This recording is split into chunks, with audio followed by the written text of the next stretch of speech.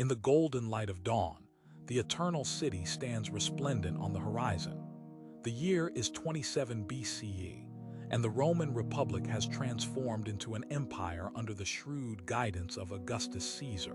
The Imperium promises peace in the sprawling lands that stretch from the craggy highlands of Caledonia to the arid expanses of the Sahara.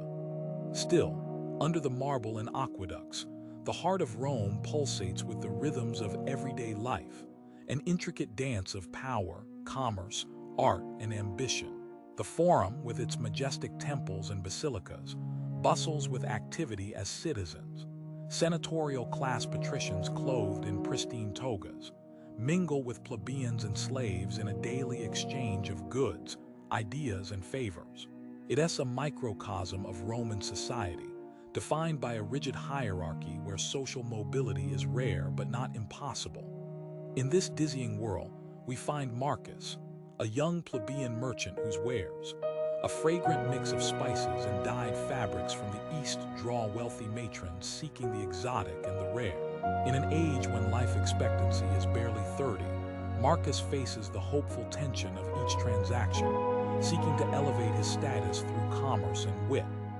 Daily life in ancient Rome is a complex tapestry, woven with the threads of tradition, commerce, and the ever-present shadow of the Senate and the legions. The people of Rome live according to the cycles of nature and law, where the roaring commerce in the Forum contrasts sharply with the solemnity of the temples lining the Via Sacra.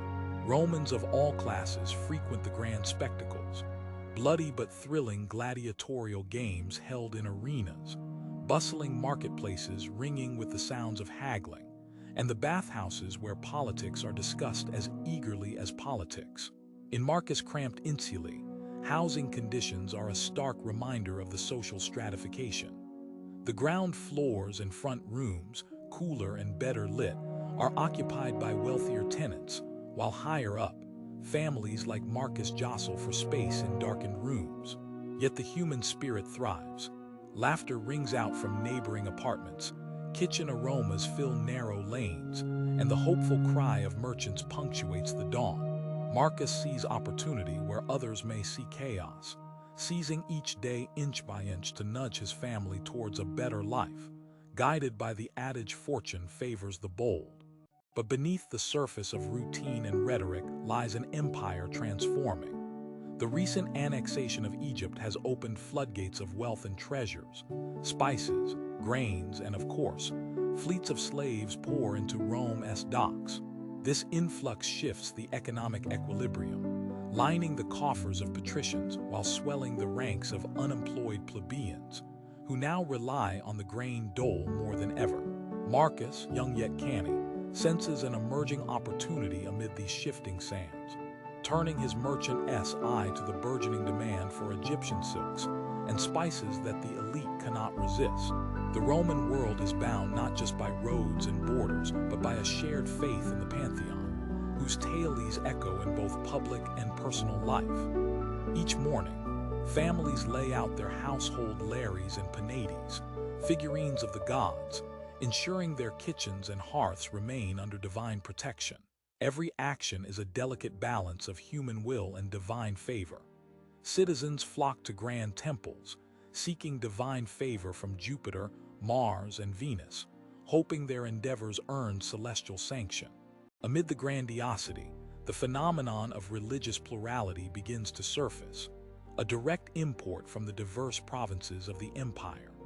From the sun-dappled steps of the Pantheon to the underground synagogues of Rome's thriving Jewish community, urban Romans find themselves at the center of a spiritual crossroad. A growing minority whispers of a new Messiah who preaches humility and love in a land built on power and dominance.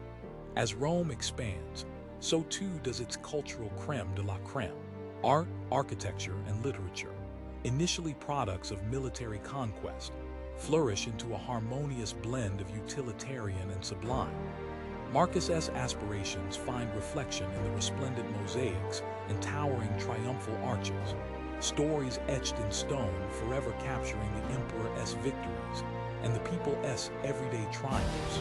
Portable sundials and wax tablets litter the marketplace, where the affluent browse stalls for scrolls of Virgil and Ovid. Such cultural richness also engenders reflection, provoking questions among the learned and the elite. What is the Rome of tomorrow? Philosophers and Stoics debate the empire's moral quandaries and shadowy groves. The satires of Juvenal mock the excesses of the elite, while the spirited harangues of Cicero reimagine the Republic anew. In the delicate weave where art meets intellect, Marcus finds solace after exhausting days, dreaming that his children might enjoy a broader world.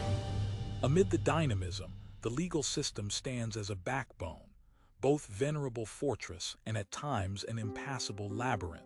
The 12 tables form a somewhat creaky, yet enduring scaffold upon which Roman law insists on order amidst chaos. For common people like Marcus, legal disputes are settled at the basilicas, where he might plead with eloquence and evidence under the watchful gaze of robed officials, hoping the gods of law swing fortune his way. Outside the walls, rumblings of unrest speak silently of the wealth and woes of the empire. Barbarian tribes gather like a black cloud beyond the Rhine and Danube. Ever-ready legions, the spine of Roman might, stand poised under vexilla standards, ensuring the promise of Pax Romana endures by power if not by persuasion. Stories of skirmishes reach the alleyways of Rome, cautionary tales of empires rising and crumbling under the weight of hubris. For Marcus, and many like him, the clash between everyday survival and these monumental events render Rome an ever-shifting theater of opportunity and peril. As the century dares close, newfound ideas in architecture and engineering strive under the aegis of the empire's boundless ambition. He marvels at the aqueducts, arteries of civilization carved from stone and genius, mirroring the flow of commerce within the throbbing heart of Rome. Marcus' life unfolds over decades through the lens of these imperial changes.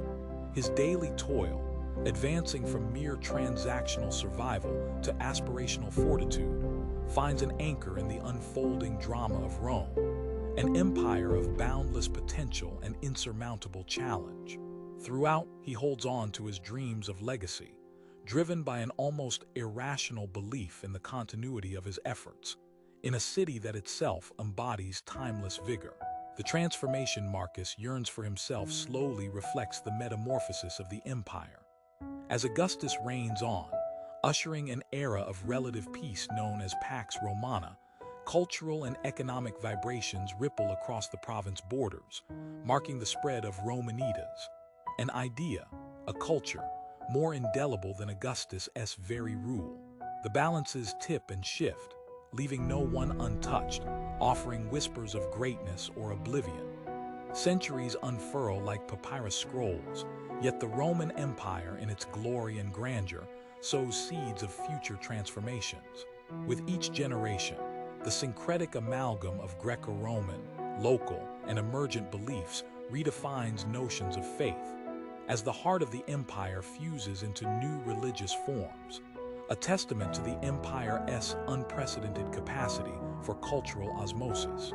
In its enduring legacy, the Roman Empire delivers to future epochs an indelible framework, a legal, architectural, and cultural map that guides not merely subsistence but understanding.